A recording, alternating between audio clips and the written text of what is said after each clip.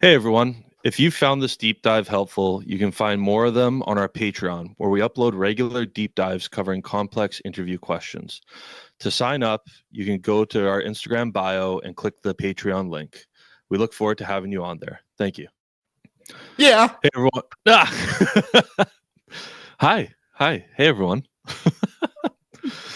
We are back again with another deep dive. This one's a pretty good one. Yeah, Boris, what's going on, buddy? Oh, just drilling all the way down to this deep dive, buddy. We're getting Yeah, oil. getting deep. Getting deep. Let's get in there. What's Yeah. our episode today, buddy? Okay, so this deep dive, our question is, what is the most emotionally stressful thing you've ever been through? So it's a pretty, I would say it's fairly common. We definitely have gotten a lot of feedback from our clients who've heard this question before in various processes. So it's definitely a good one to cover. All right, so the question is, what is the most emotionally stressful thing you've ever been through? So as we normally do, we're going to go over what the question's asking, what traits or skills they're looking for within your answer, and then how to answer the question with an example, like we always do. Yeah, you guys are gonna get, like Adamo said, some sort of question similar to this on your interview. Most stressful situation, time you were really down in your life, time you were really exhausted, whether that's physically, emotionally, some kind of potentially negative, quote unquote, negative question, right? Where they want to see how you are when the chips are down. Yeah, yeah, exactly, right. So they're what they're asking in this question is it's essentially designed to like assess your emotional resilience, your self-awareness, how you manage high pressure or emotionally difficult situations, right? It's not about like necessarily trauma for trauma's sake. Like they're not going to try to make you cry, or they don't want you to unload a bunch of personal baggage, right? Like what they're really looking for is like, can you function under emotional strain? Are you capable of processing difficult experiences and continuing to perform? What other Yeah. stuff for us are they kind of looking for Yeah. in this? We've had clients in the past who have gone down the crying route and stuff, and it's like you're not going to necessarily get penalized for it, but you got to understand that you're in like a public setting with a bunch of strangers and you're applying for a firefighting job, right? So, Yeah, don't. like we said before, right? They're trying to assess your like how resilient you are to emotional circumstances, right? And I mean, if you start crying during your interview, you're not really showing that you have that much resilience towards some of these emotional impacts that have happened in your life, right? Yeah, exactly. And like you said, like don't unload your baggage. They don't want to hear about a time, your dad beat your mom or like you had a ball rash, right? This is more Ball like, rash. these are things that, keep it within keep it professional way. Like, yeah, you can go into your personal life, of course, but like you don't need to air out any dirty laundry. That's not what this question's asking, you know? Yeah, yeah, Uh, for sure. they're trying to, for a career like firefighting, where exposure and trauma is obviously inevitable, they want to ensure you won't shut down, explode emotionally, which it includes crying, Yeah. or pretend you're invincible because something is going to get to us at some point. So And I will just apologize. My voice just cracked. I'm going through puberty, so sorry about that. yeah, you're just in the bathroom before this, wiping your tit sweat. Yeah, I was. It's hot over here, man. All right, back on topic. Back on topic. Yeah. So, what traits or skills are the recruiters looking for in this question? So, we've kind of analyzed what the question's asking. They're asking for a stressful situation where you're not going to just unload baggage, right? And they want to see resiliency. So, what trait, Adamo, or skills are they looking for in this question? Yeah, so like emotional maturity and awareness, I would say. Being able to show some mental toughness, but also balanced with like vulnerability, right? Like so, being mentally tough, but also not being like a cold-hearted bastard, right? Where it's Hmm. like you don't really care about anything. Like, um, we've said, it's really about showing that like resiliency, healthy coping mechanisms, the ability to reflect and grow from adversity that you've been through. And of course, as most interview questions are always looking for those communication skills, right? Especially when discussing personal or emotional topics, right? Yeah. Um, Yeah, yeah, you want to be able to communicate very well all of those things in your, 3 to 5 minute answer that you are a bit vulnerable, but you are resilient at the same time. Like you said, you're not cold-hearted. Like you do understand where these feelings are coming from, but you're still able to stabilize under pressure, right? And you're not gonna yeah, they don't want to see you collapse mentally from a bad call or from any pressure, right? That's essentially what they're looking for in this answer. They want somebody who won't pretend like it didn't affect them, uh, and then snap 6 months later or go on a rampage at a fire hall or something. So, uh, yeah, yeah, they want to know that you can essentially take care of those negative emotions or things that have happened to you, right? yeah, absolutely. Um, yeah, so let's go over some do's and some don'ts with this question. So some of the things that you want to do is pick a situation where the emotional stress was real, but you came out stronger from it, right? Again, showing that mental resiliency, that mental toughness, but also, showing a bit of vulnerability there, like describing how the situation had impacted you, but coming out stronger because of it. Yeah. You also want to like highlight some steps you took to manage the stress, right? Like, you talked to someone, you stayed active, you relied on your friends, you went fishing because you find fishing is one of your favorite things to help you when you have a bad day, right? Whatever the case might be, right? And then, you always want to end on what you learned and how it's made you a better team member, a better candidate, or a better person, right? Yeah, you definitely don't want to just unload all this, baggage per se or negative things that have happened to you and then just be like, yeah, yeah, and it sucks. Like they want to know how you're dealing with it. And sometimes it's even like a follow-up question to the initial question. They'll be like, what is the most stressful time in your life and what steps are you taking to manage that stress? Right. So, Yeah. like you said, Adamo, you're gonna give them that stressful situation, how you dealt with it maturely and stuff, and we'll get into the example of that. But then you also want to be like, well, this is what I do to mitigate that. I go hunting, fishing. We talked about an episode. I like swimming. You like jujitsu, right? Just showcasing something that you do to manage that stress effectively, right? Yeah. Yeah. Bless you, Okay. Francesco. You just sneezed. And just on that note, Boris, you guys can go back to that episode where we talked about Boris swimming.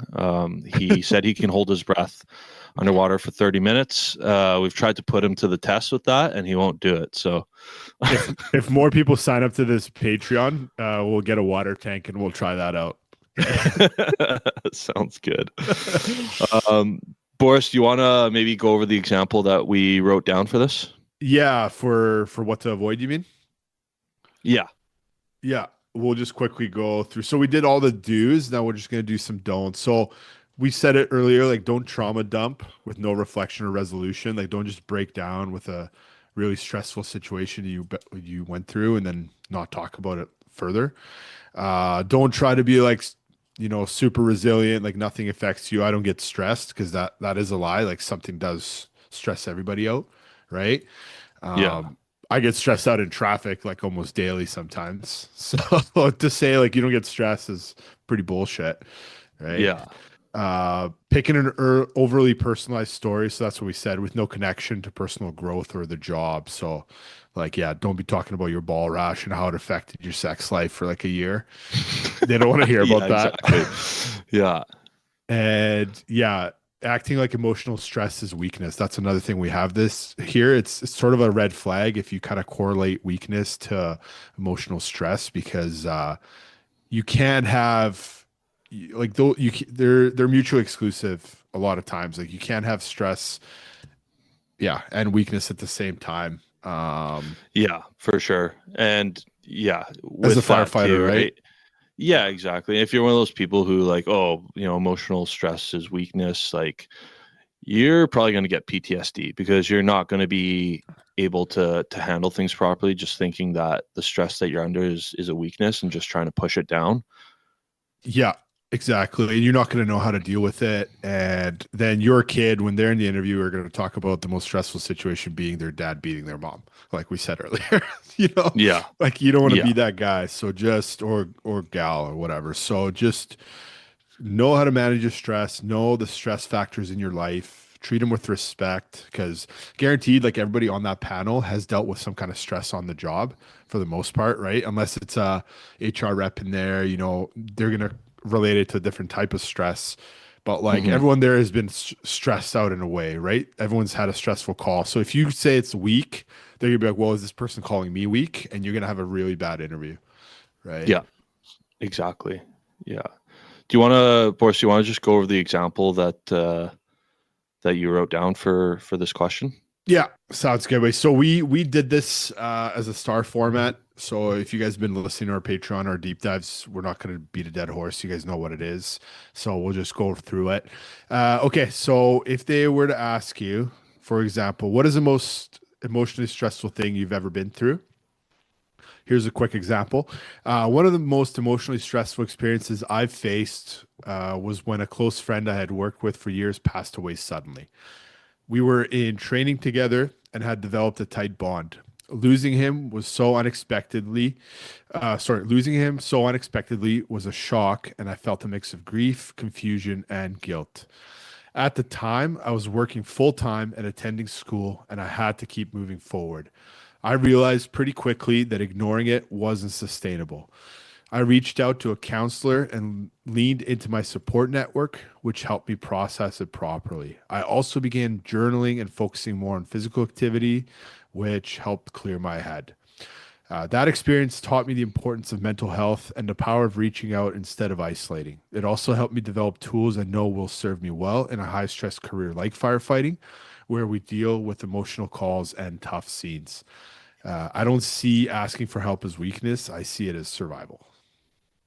Yeah.